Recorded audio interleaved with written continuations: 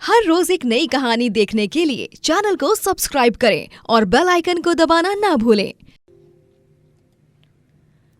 शिखरपुर नामक एक गांव में भूषण अपनी बीवी फाल्गुनी और दो छोटे बेटे बेटी राधा और राजू के साथ रहा करता था।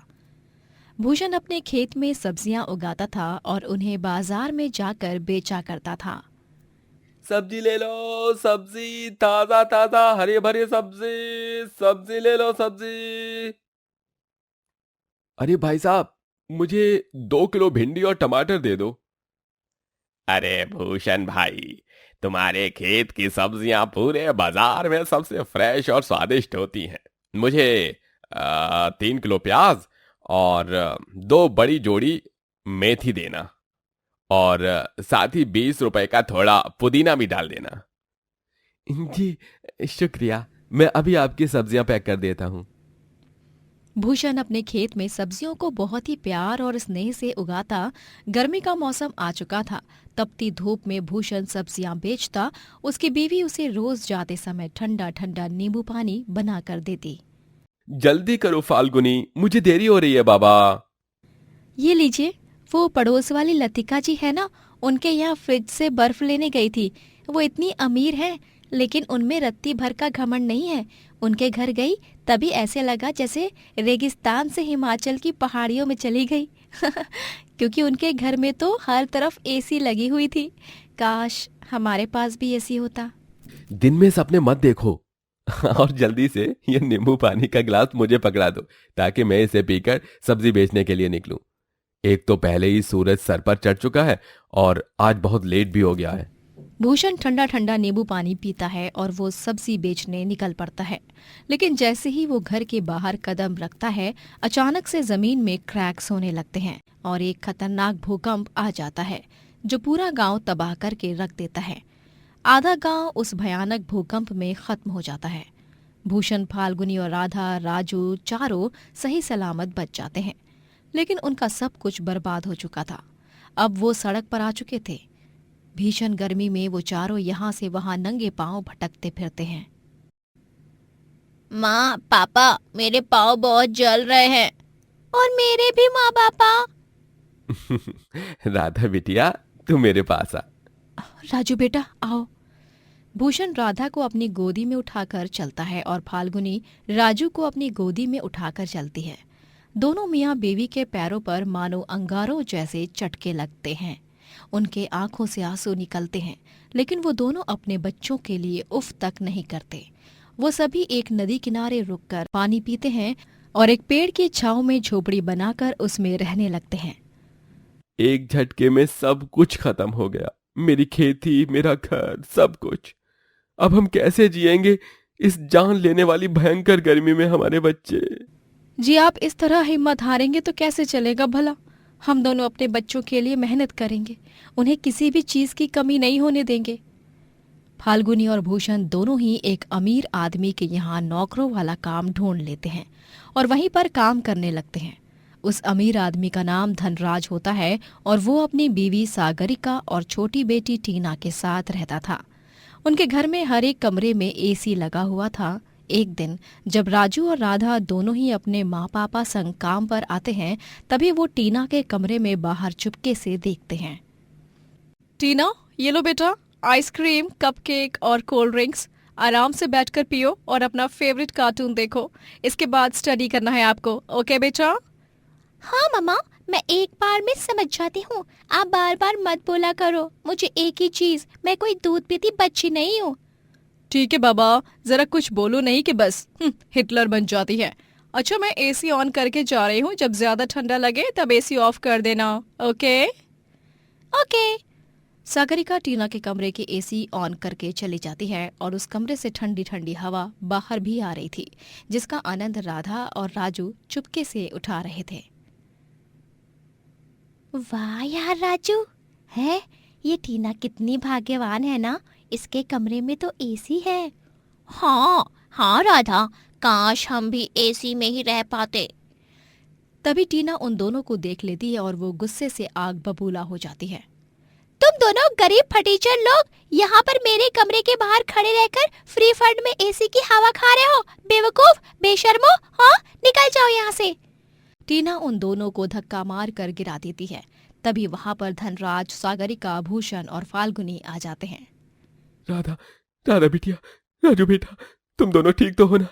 तुम्हें ज्यादा चोट तो नहीं आई ना? नहीं पापा, हम ठीक हैं। पक्का ना बच्चों? हाँ माँ, पक्का। मम्मा, पापा, ये दोनों गरीब मेरे रूम के बाहर खड़े होकर एसी की हवा खा रहे थे। सागरिका और धनराज गुस्सा हो जाते हैं और फाल्गुनी और भूषण को खूब सुनाते हैं। अरे तमीज वगैरह कुछ सिखाया है कि नहीं तुम दोनों ने अपने बच्चों को? हमने गलती कर दी जो तुम्हारे गंदे घटिया बच्चों को हमारे साफ और सुंदर से घर में आने दिया। इनसे कहो कि अभी के अभी यहाँ से रफा दफा हो जाए, वरना मुझसे बुरा कोई नहीं होगा। लेकिन मालकिन, मैंने कहा ना, निकालो इस कचरे को मेरे शीश महल से बाहर, वरना मैं तुम दोनों को काम से हटा दूंगी और किसी और को रख लूंगी। समझ गए तुम दोनों? मजबूर और लाचार फाल्गुनी और भूषण राधा और राजू को झोपड़ी वापस जाने कहते हैं और वो दोनों भी बिना कुछ कहे चुपचाप चले भी जाते हैं। कुछ दिनों बाद थोड़े बहुत पैसे आने के बाद वो लोग एक छोटे से किराए के मकान में शिफ्ट हो जाते हैं। तभी माँ पापा, हम अब एक घर में रहने तो आ गए, लेकिन यहाँ पर तो सिर्फ एक पंखा ही है। क्या हम अपने घर में एक एसी लगा लें? हाँ माँ पापा, हमें भी टीना की तरह एसी के कमरे में रहना है और ठंडी ठंडी हवा खाते हुए सोना है। हाय, कितना सुंदर लगेगा फिर तो। मुझे माफ कर दो मेरे बच्चों, लेकिन मैं तुम्हारी ये मांग पूरी नहीं कर सकता, क्योंकि हम इतने पैसे नहीं कमाते जो हम एसी खरीद सकें। माफ करना बच्चों, माफ करना।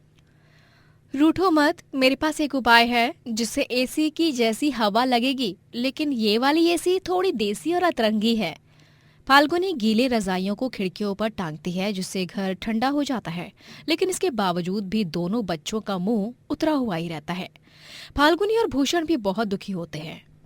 एक दिन भरी दोपहर में जब सागरिका बंगले के गार्डन एरिया में पौधों को पानी दे रही होती है, तभी दो गुंडे आकर उसे एक वैन में किडनैप करके चले जाते हैं। मालकिन! फाल्गुनी, चलो जल्दी, हम साइकिल पर सवार होकर उनका पीछा करेंगे।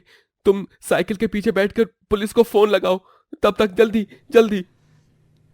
भूषण और फाल्गुनी दोनों साइकिल पर सवार होकर उन गुंडों की वैन का पीछा करते हैं और आखिरकार उन्हें रोक ही देते हैं।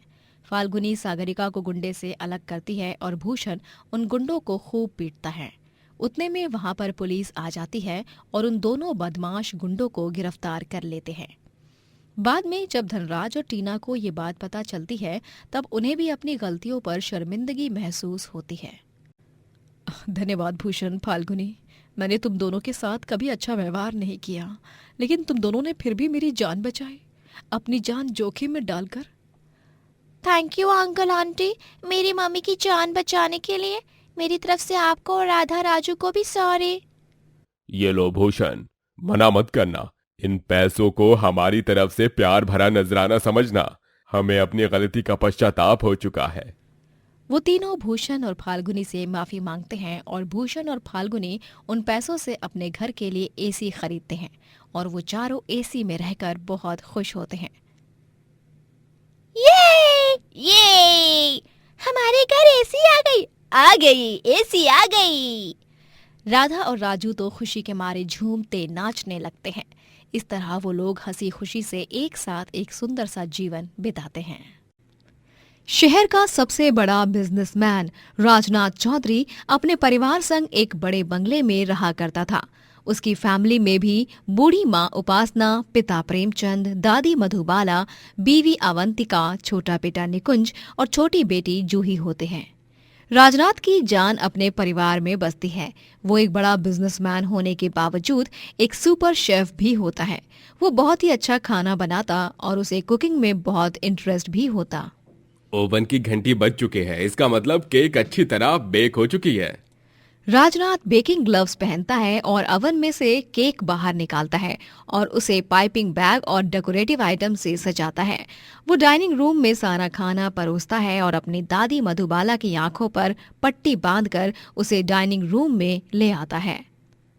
अरे चीकू, तू मुझे कहाँ ले जा रहा है? जल्दी से मेरी आंखों की पट्टी उतार दे। And the surprise is here. Dan tan. Madhubala पूरे डाइनिंग रूम की सजावट देख बहुत खुश हो जाती है। पूरा परिवार एक साथ मिलकर उसे उसके 70वें जन्मदिन पर बधाइयाँ देते हैं। हैप्पी बर्थडे दादी। हैप्पी बर्थडे माँ जी। दादी, मैंने ये सारे आपके मनपसंद पकवान बनाए हैं। आज आपका 70th बर्थडे है, इसलिए आपके फेवरेट डिशेस आपके लाडले चीकू की तरफ से। हाय मेरा चीकू, तो कितना अच्छा है। भगवान तुझे लंबी उम्र दे और खूब तरक्की भी। जुग जुग जियो मेरे लाल। शुक्रिया बेटा। सभी खाना खाने बैठते हैं और मधुबाला अपने बर्थडे केक को भी कट करती है। वाह पापा, आपने तो इतना अच्छा केक बनाया है कि बस पूछिए मत। आपने सारी बेकरीज और केक शॉप को फेल कर दिया। बेस्ट केक पापा। अरे आखिर प्रेमचंद चौधरी का बेटा है, फिर इतना मल्टी टैलेंटेड तो होगा ही ना। बट आई मस्ट से राज, खाना भी बहुत ही स्वादिष्ट बना है। मैं तो कभी कभी सोच में पड़ जाती हूँ कि तुम इतना अच्छा खाना बना कैसे लेते हो। अवंतिका बहू, ये सब तो ये बचपन से सीखते आ रहा है। इतना बड़ा महल जैसा घर होने के बावजूद भी ये किचन रूम में आकर पढ़ाई करता और साथ ही साथ मुझे और बाकी सर्वेंट्स को खाना बनाते हुए देखता, और देख देख कर इसने सीख लिया। पूरे परिवार को खाना बहुत पसंद आता है और सभी राजनाथ की खूब तारीफ करते हैं और उसे शगुन भी देते हैं। राजनाथ अपनी दादी मधुबाला को एक बड़ा सा तोहफा भी देता है। उसके बाद टाइम फॉर अ सेल्फी। चलिए एक फैमिली सेल्फी लेते हैं। राजनाथ अपनी पूरी फैमिली के साथ एक सेल्फी भी क्लिक करता है, लेकिन उसे नहीं पता था कि ये सेल्फी उसके परिवार के साथ आखिरी सेल्फी होने वाली थी। अगले दिन जब राजनाथ एक बिजनेस ट्रिप पर जाता है, तभी उसका बिजनेस राइवल खुफिया तरीके से उसके घर में बॉम्ब प्लांट करवाता है और पूरा परिवार बॉम्ब ब्लास्ट में मर जाता है। जब राजनाथ ट्रिप से वापस लौटता है, तभी वो अपने घर को जलकर राख होते हुए देखता है। नहीं, मेरा परिवार, मेरी दादी, मेरे बच्चे, मेरे माँ पापा, मेरी बीवी, ऐसा नहीं हो सकता। ये क्या हो गया? मैं तो बर्बाद हो गया। नहीं। मिस्टर चौधरी, हिम्मत रखिए। इन्वेस्टिगेशन से कुछ ठोस सबूत हाथ नहीं लगा है। आई थिंक ये ब्लास्ट घर से ही किसी सिलेंडर ब्लास्ट या कोई और रीजन की वजह से हुआ है। पुलिस ऑफिसर्स को बॉम्ब का कोई सबूत नहीं मिलता और उन्हें ऐसा लगता है कि ये ब्लास्ट सिलेंडर के या किसी और कारण की वजह से हुआ है। लेकिन बेचारे राजनाथ की दुनिया एक पल में ही खत्म हो चुकी थी। उसकी फैमिली उसकी जान थी और आज वही उससे छिन चुकी थी। इतना ही नहीं, अब वो उसका बिजनेस भी डूब चुका था, क्योंकि उसके करोड़ों के पैसे जो उसने अपने घर की तिजोरी में रखे थे वो भी जलकर राख हो चुके थे। राजनाथ अब सड़क पर ही रहने लगता है। इतना ही नहीं, वो घास और फूस से एक छोटी सी झोपड़ी तैयार करता है और उसी में रहने लगता है। अब मुझे चीकू कहकर कौन पुकारेगा दादी? अब मुझे पापा कौन कहेगा? अवंतिका, मेरा प्यार, पापा, माँ, आप दोनों तो मेरी जान थे। एक पल में मर गया मैं भी। आप सबकी बहुत याद आ रही है, बहुत याद आ रही है। राजनाथ बुरी तरह सदमे में जा चुका था, लेकिन समय के साथ वो थोड़ा थोड़ा ठीक होने लगता है। अपना जीवन यापन करने के लिए वो गांव में नौकरी ढूंढने लगता है। अखबारों में ये न्यूज़ छपने लगती है कि कैसे इतना बड़ा बिजनेसमैन इतना गरीब बन चुका है। अरे ये देखो कौन मेरे पास नौकरी मांगने आया है? इतना बड़ा बिजनेसमैन राजनाथ चौधरी। लेकिन अफसोस, अब ये अमीर नहीं रहा। इसकी हालत तो बद से बदतर हो चुकी है। अब तो ये हमसे भी ज्यादा गरीब हो चुका है बेचारा। राजनाथ जहां कहीं भी जाता सभी उसे ताने कसते और उसे बुरा भला बोलते हैं। उसे बहुत बुरा लगता है, लेकिन वो इस हालत में था कि वो किसी को कुछ भी नहीं बोल पाता।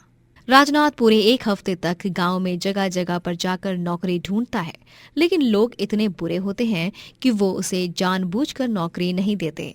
हर तरफ से ठोकर खाने से राजनाथ बहुत टूट जाता है और वो एक ब्रिज पर अपनी जान देने जाता है। अरे मुझे नहीं जीना। मैं यहाँ इस दुनिया में अकेले नहीं रह सकता। मुझे भी मेरे परिवार के पास जाना है। राजनाथ अपनी जान देने जा ही रहा होता है कि तभी उसे एक बूढ़ा आदमी रोक लेता है। वो और कोई नहीं, उसके पड़ोसी देवेंद्र चाचा होते हैं। अरे राजू, राजू, ऐसा मत कर बेटा, उतर जा नीचे।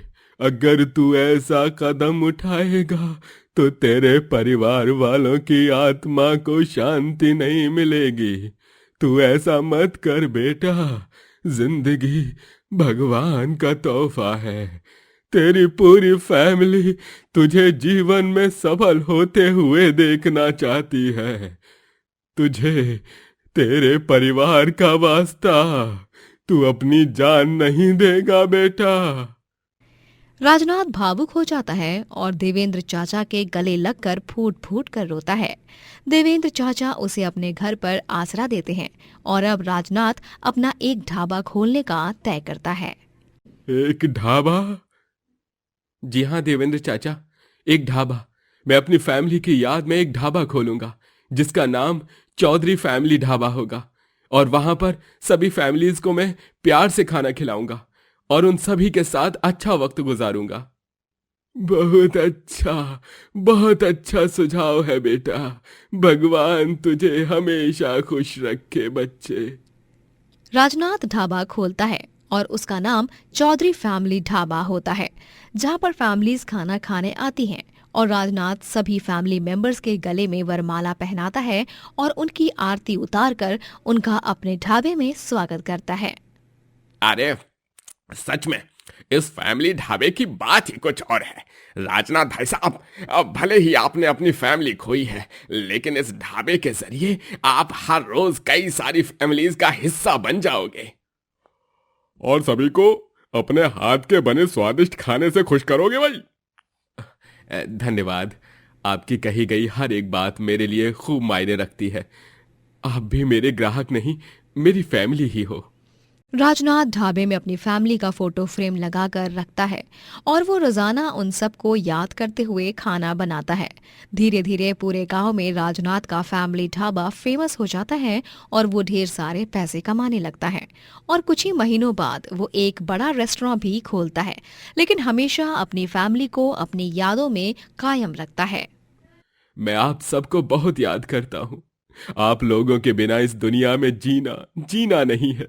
हर एक दिन, हर एक मिनट, हर एक सेकंड मेरे लिए मुश्किल से भी कई गुना ज्यादा मुश्किल है, लेकिन मैं हिम्मत नहीं हारूंगा। मैं जानता हूं दादी, जूही, निकुंज, माँ, पापा, अवंतिका, आप सब मेरे साथ ही हो हमेशा। I love you my family, miss you so much. Rajnath फिर से जीवन में भरपूर तरक्की करता है और इंडिया के सबसे ज्यादा रेस्टोरेंट चेन ओपन करने वाला पहला आदमी बन जाता है। दोस्तों, अगर आपको ये कहानी पसंद आई तो लाइक करें, शेयर करें और कमेंट करके बताएं कि कहानी में आपको सबसे अच्छा क्या लगा।